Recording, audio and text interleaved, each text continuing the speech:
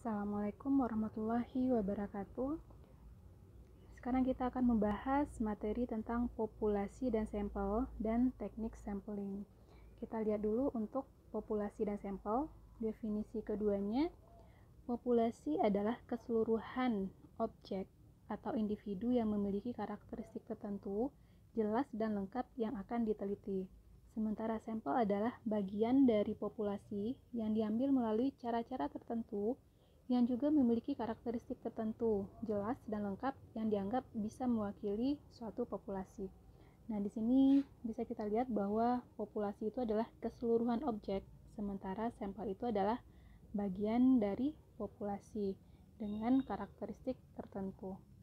Nah, jika kita ilustrasikan, misalkan ini adalah kumpulan dari populasi, kumpulan sekelompok objek yang kita sebut sebagai populasi. Kemudian di dalamnya terdapat sampel. Nah, sampel itu biasanya dilambangkan dengan N kecil. Ini misalkan sampel yang merupakan bagian dari populasi dan keseluruhan objeknya kita sebut sebagai populasi. Nah, di sini karakteristik dari populasi dikenal dengan istilah parameter, sementara untuk sampel dikenal dengan istilah statistik. Parameter dan statistik itu merupakan besaran berupa data ringkasan atau angka ringkasan yang menunjukkan suatu ciri dari populasi dan sampel. Nah, keduanya merupakan hasil hitungan nilai dari semua unit di dalam populasi dan sampel yang bersangkutan. Kita lanjut. Jenis populasi itu terbagi atas beberapa jenis. Yang pertama berdasarkan keadaan atau masalah, kemudian berdasarkan ukuran atau jumlahnya. Untuk jenis populasi berdasarkan masalah terbagi dua. Yang pertama populasi homogen, yang kedua populasi heterogen.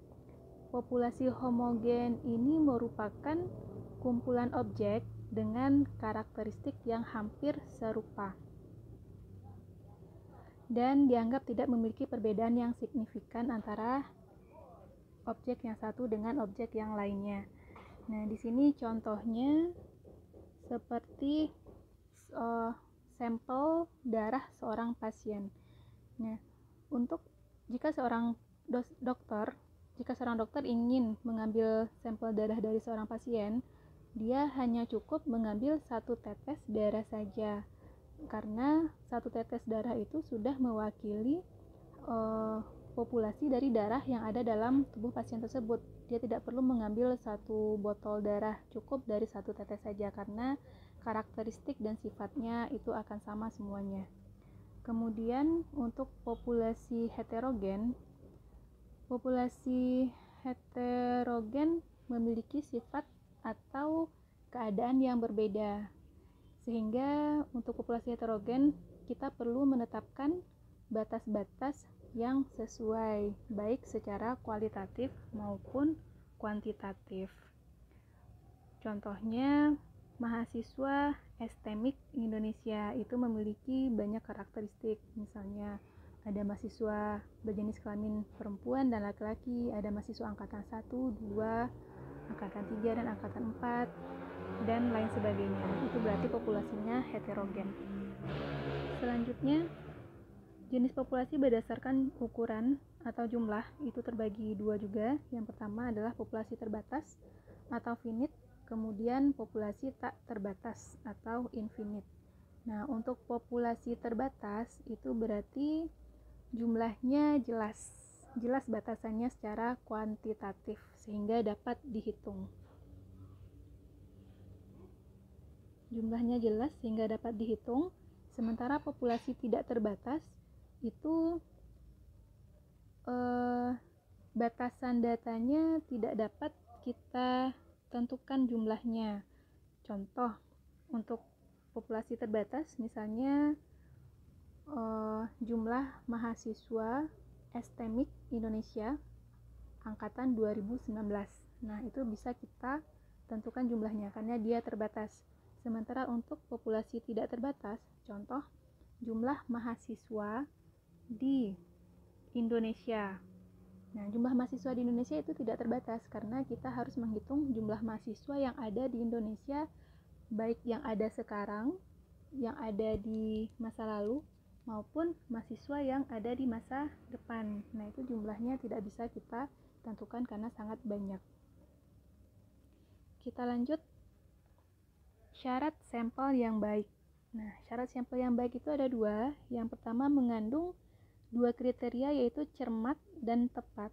Kemudian menggunakan teknik pengambilan sampel yang sesuai dengan strategi penelitian yang dilakukan. Nah, untuk kriteria yang harus dimiliki oleh sampel tadi, yang pertama cermat atau accuracy, itu agar sampel yang diambil tidak akan bias sehingga dapat memberikan reaksi yang wajar. Kemudian sampel itu harus tepat atau memiliki sifat precision, itu sampel yang diambil dapat mewakili dengan wajar keseluruhan populasi tersebut, sehingga aspek ketepatan ini mengandung pengukuran standar yang dapat ditoleransi terhadap kemungkinan kesalahan pengambilan sampel.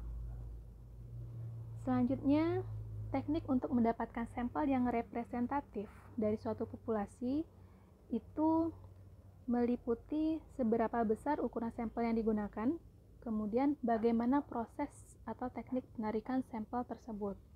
Berarti untuk mendapatkan sampel representatif tergantung pada dua hal ini. Besar ukuran sampel yang dianggap mampu merepresentasikan populasi tergantung dari tingkat kepercayaan atau confidence level dan kesalahan atau significance level atau margin error yang dikehendaki oleh peneliti. Nah, di sini adalah grafik hubungan antara ukuran sampel dan tingkat kesalahan. Kita bisa lihat semakin kecil ukuran sampel, maka tingkat kesalahannya semakin tinggi. Sementara itu, semakin besar ukuran sampel, maka tingkat kesalahannya semakin kecil. Nah, berarti di sini hubungannya adalah hubungan timbal balik. Semakin besar ukuran sampel, kesalahannya semakin tinggi. Semakin besar ukuran sampel, kesalahannya semakin kecil. Sementara semakin kecil ukuran sampel, tingkat kesalahannya semakin besar.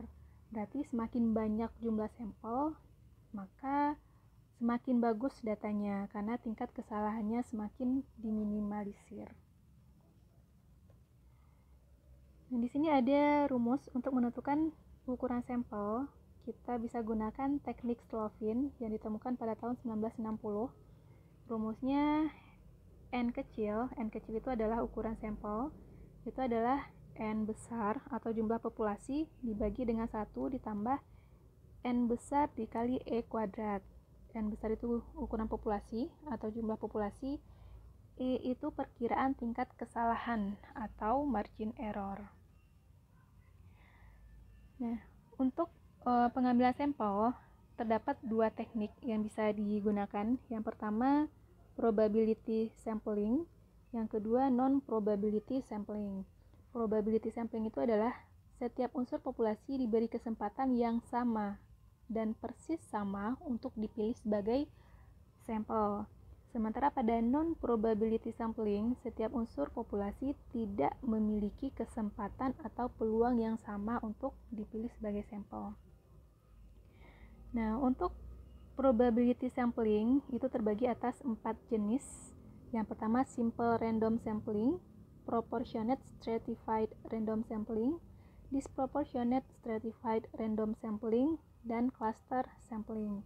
Sementara untuk non-probability sampling terbagi 5. Yang pertama purposive sampling, quota sampling, accidental sampling, sampling jenuh, dan terakhir snowball sampling. Kita lihat penjelasannya masing-masing. Yang pertama untuk probability sampling, jenis yang pertama tadi adalah simple random sampling. Nah, untuk simple random sampling, tekniknya memberikan kesempatan yang sama kepada setiap anggota yang ada dalam suatu populasi untuk dijadikan sampel. Nah, caranya kita bisa menggunakan undian atau bisa menggunakan tabel bilangan random atau tabel bilangan acak. Nah, syarat untuk simple random sampling ini yang pertama harus tersedia kerangka sampel Kemudian populasinya harus bersifat homogen.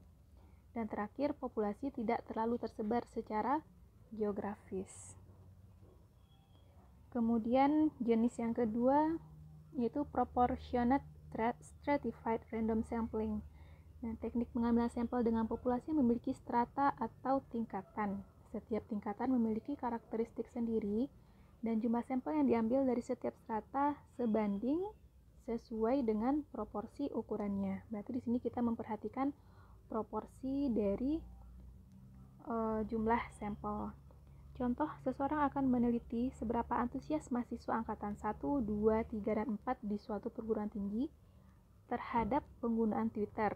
Nah, di sini angkatan 1 jumlahnya 230 orang, angkatan 2 jumlahnya 270, angkatan 3 jumlah mahasiswanya 300, angkatan 4 jumlah mahasiswanya 400, dan total jumlah mahasiswanya adalah 1.200 orang.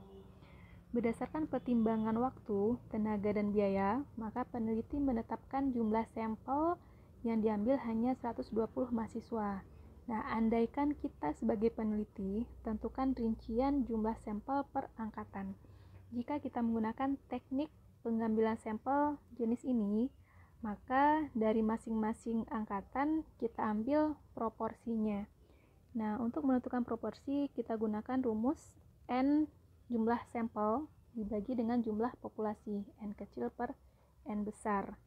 Nah, dalam hal ini jumlah sampel yang kita butuhkan tadi 120 sampel, sementara jumlah populasinya 1.200.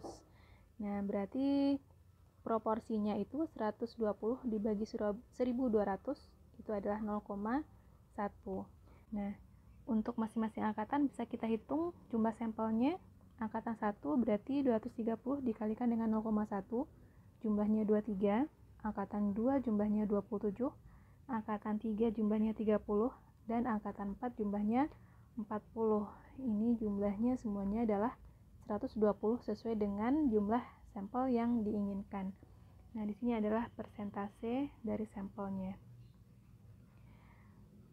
Kemudian jenis yang ketiga, teknik sampling yang ketiga untuk probability sampling adalah disproportionate stratified random sampling.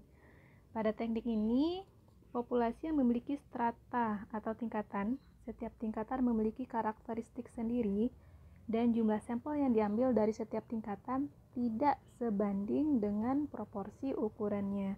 Nah, jika pada teknik yang sebelumnya itu kita harus memperhatikan proporsinya atau proporsinya harus sebanding, sementara untuk teknik yang ini proporsinya tidak sebanding. Nah, dari contoh sebelumnya jumlah populasi 1.200 orang mahasiswa, jumlah sampel yang diinginkan adalah 120 orang. Berarti dari masing-masing angkatan kita tinggal ambil jumlah sampel yang sama. Karena kita butuh 120 orang, berarti karena ada 4 angkatan, masing-masing angkatan kita ambil 30 orang. Nah, di sini proporsinya masing-masing berbeda tiap angkatan. Selanjutnya yang keempat, cluster sampling. Teknik ini digunakan jika populasi tidak terdiri dari individu, melainkan terdiri dari kelompok individu atau cluster. Objek yang akan diteliti atau sumber datanya sangat luas. Contoh, penduduk suatu negara, penduduk suatu provinsi, atau suatu kabupaten. Nah, cara melakukan teknik sampling ini, yang pertama, populasi dibagi ke dalam beberapa klaster atau disebut juga dengan gugus yang memiliki karakteristik yang sama dengan populasi.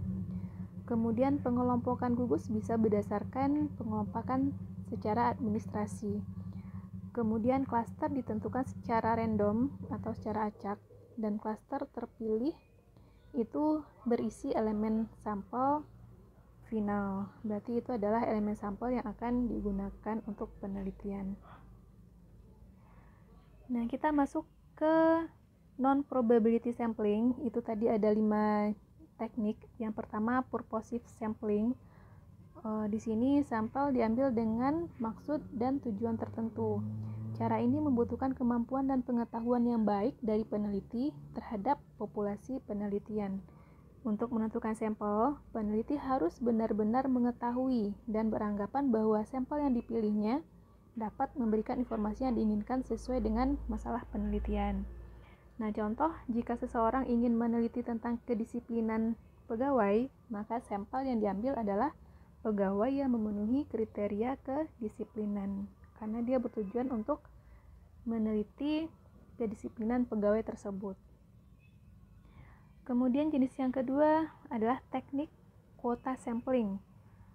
Sampel dipilih dari populasi dengan ciri-ciri tertentu sampai jumlah atau kuota sampel yang diinginkan tercapai berdasarkan pertimbangan tertentu. Contoh, akan diteliti penelitian tentang manfaat penggunaan internet terhadap peningkatan kualitas proses belajar mengajar pada suatu perguruan tinggi. Nah, di sini peneliti menentukan kuotanya untuk masing-masing sampel.